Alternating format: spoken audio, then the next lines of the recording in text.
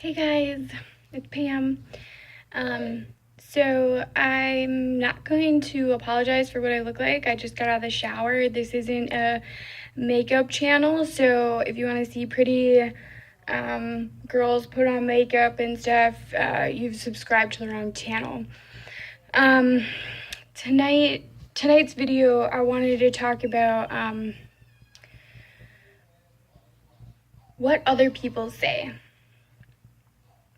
because it's a big thing in today's society about what other people say.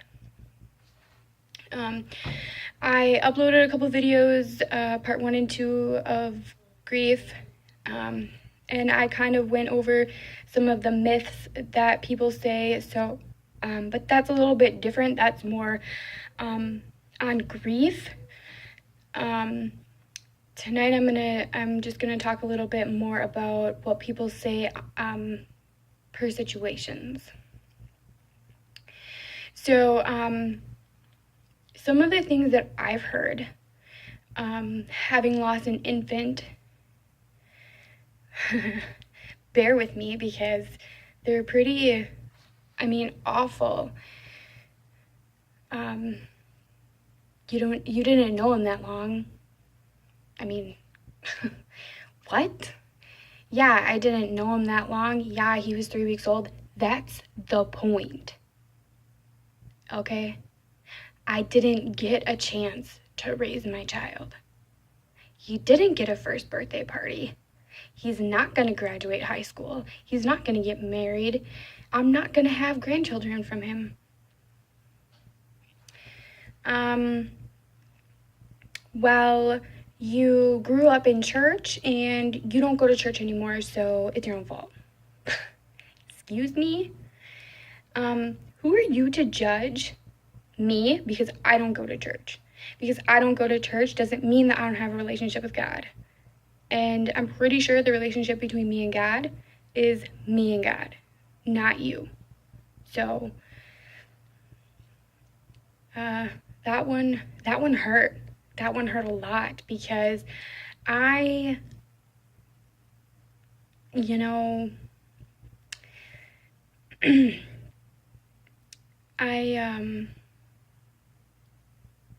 was really, close with God for a long time.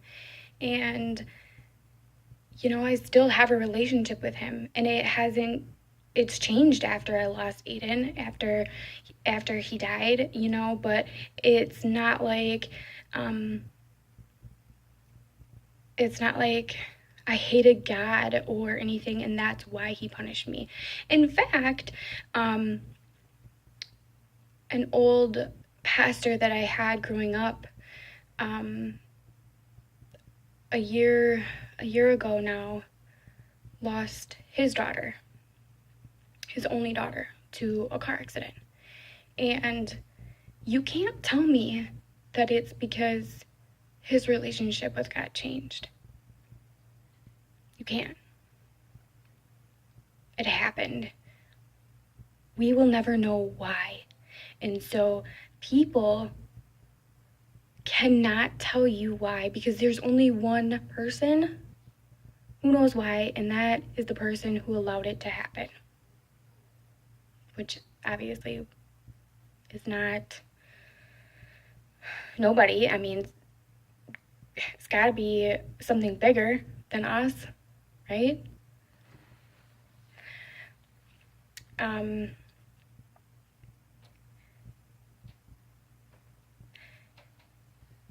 Another thing that I heard very shortly, actually, a couple weeks after Aiden died was, well, you guys are going to have another baby though, right?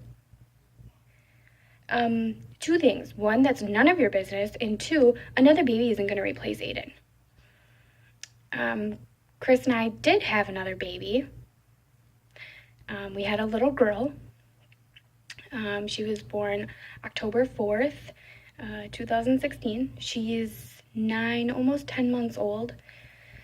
And she is amazing. Her name is Kaylin. She has helped us a lot, but She did not replace Aiden by any means. Having her was not to replace him. We made a decision to have another child because ultimately we wanted to have 3 children. And when we lost Aiden, it took us a long time to decide that we even wanted to have another child. For about a year after, I didn't want any more kids. I was afraid of being pregnant. I honestly thought I was just gonna lose it again. I was just gonna have to go through it all over. Other things that I've heard,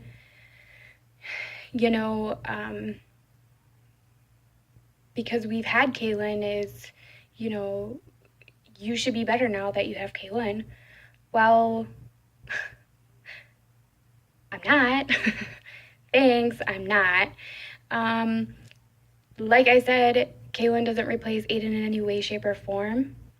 We didn't have her to replace Aiden, and I don't think that any parent who loses an infant or a toddler or even a teenage child that decides to have another child is replacing their child.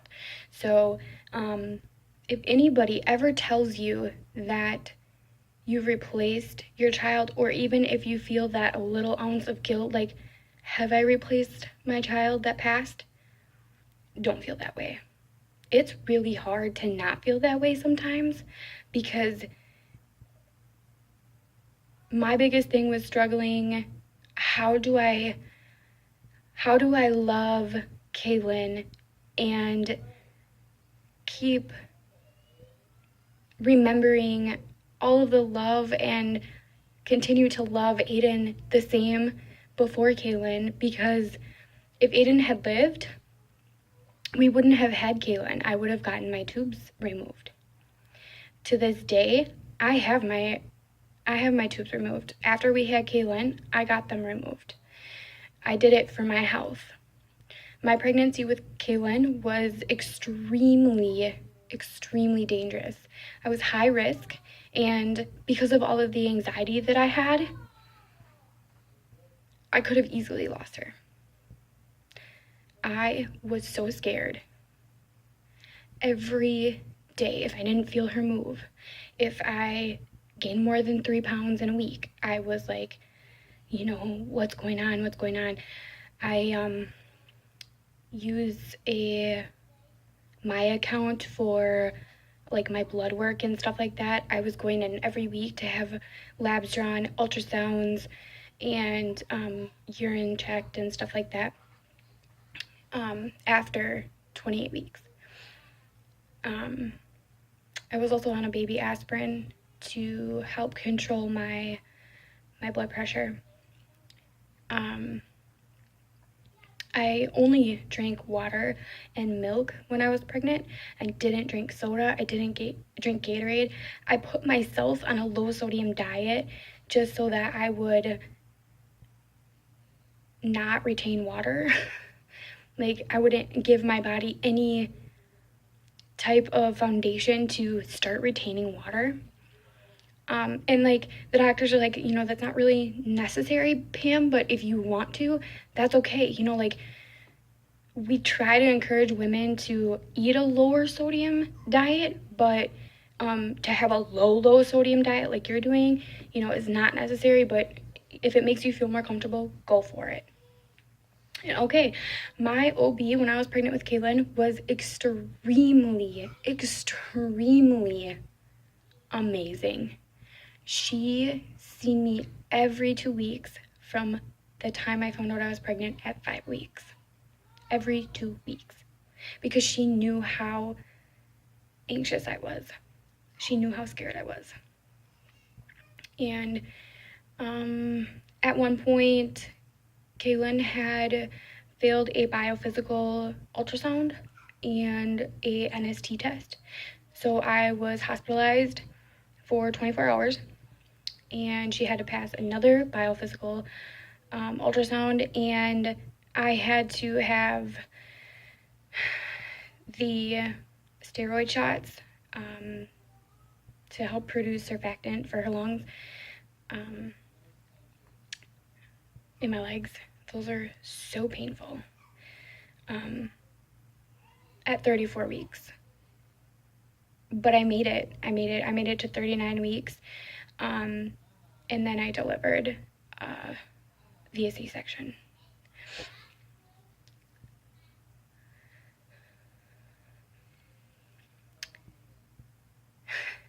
You're gonna be fine is another thing that I have heard so many times, and I just want to punch someone in the face.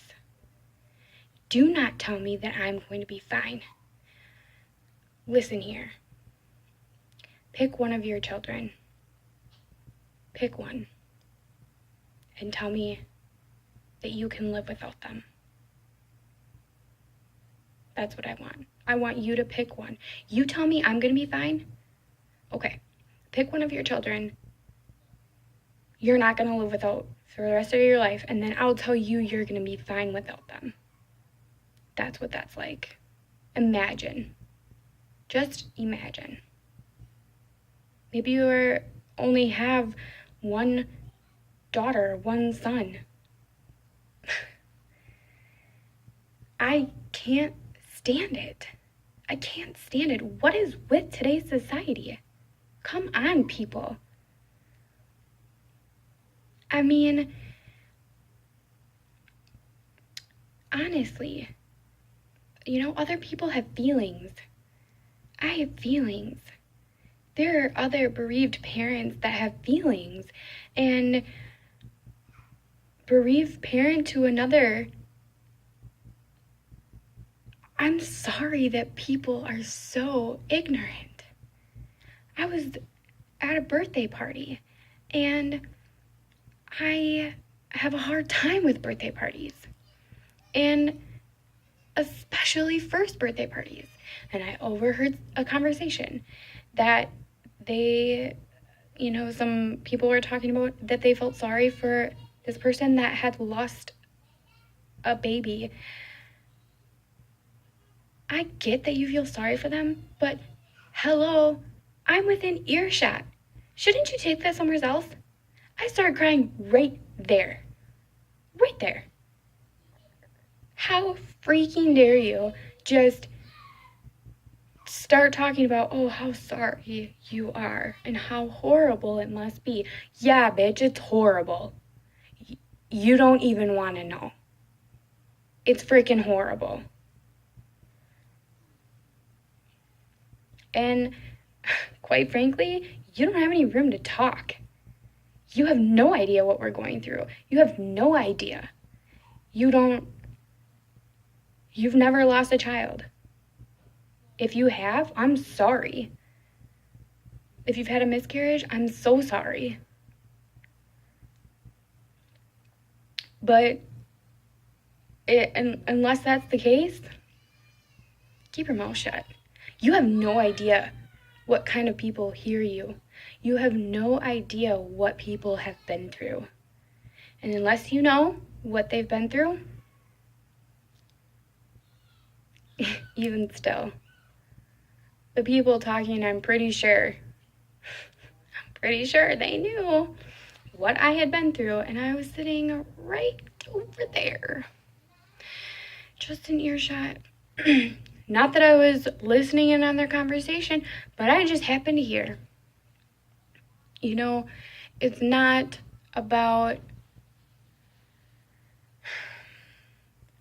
always about feeling sorry for bereaved parents. It's about sometimes just thinking before you speak.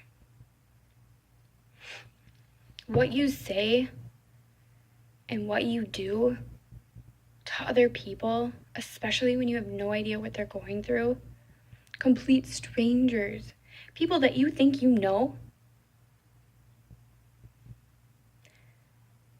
I mean, if I didn't tell people, nobody would have known that I had a son, especially at work.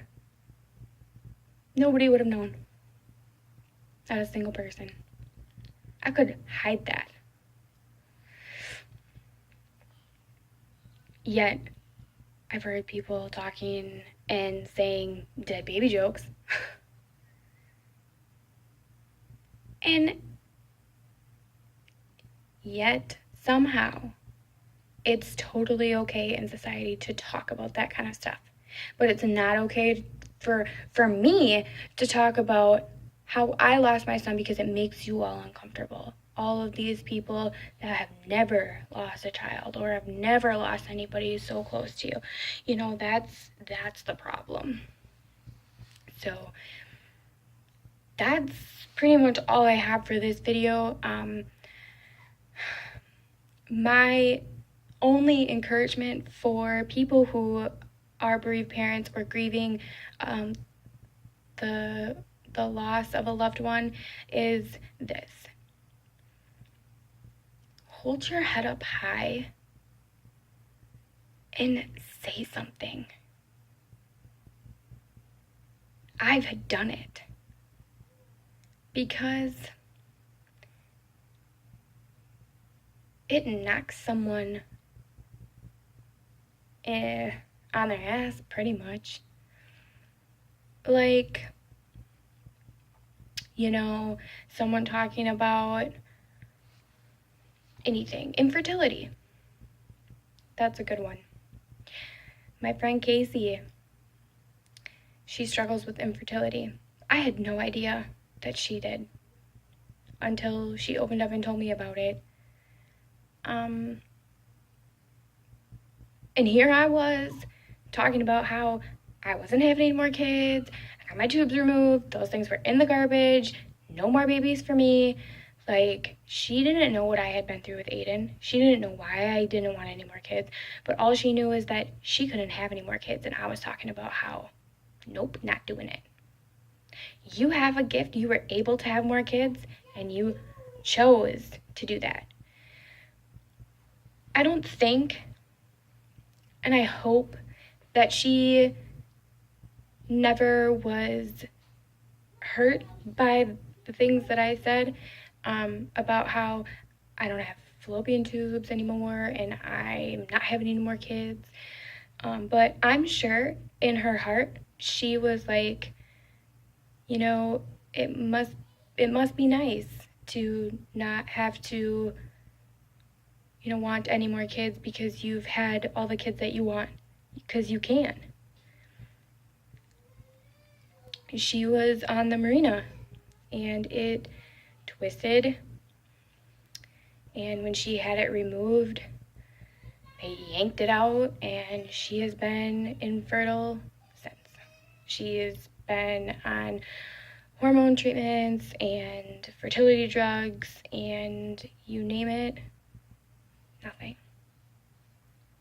Nothing.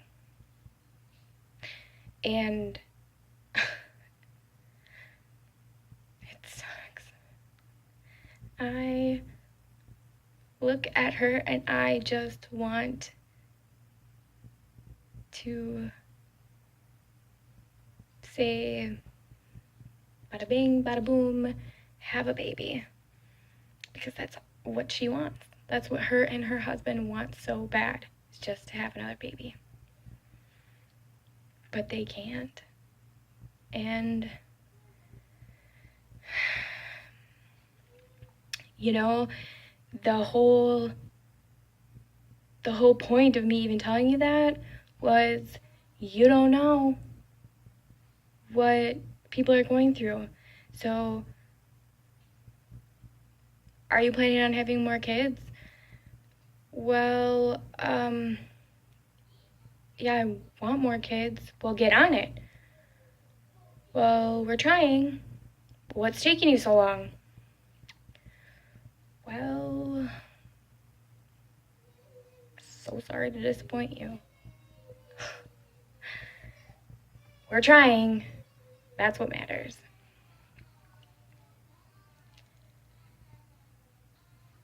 I would give anything to see my friend Casey happy, to have a baby. And I know that she would give anything to see me have my son back. There are so many people in the world that go through things that we have no idea they go through.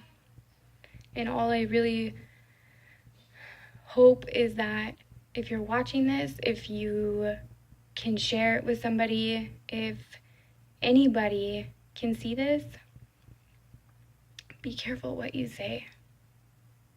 Be careful what you say. People don't always say or tell you what has happened to them. And if you've experienced those words of hurt, forgive those people, because they don't know. And holding a grudge isn't going to do anybody any good. That's all for tonight. Stay tuned, subscribe, like my page. Like my page. That's for Facebook. This is YouTube. Go to my channel, subscribe, share my videos, do whatever it is you gotta do. But that's all. See ya, everyone.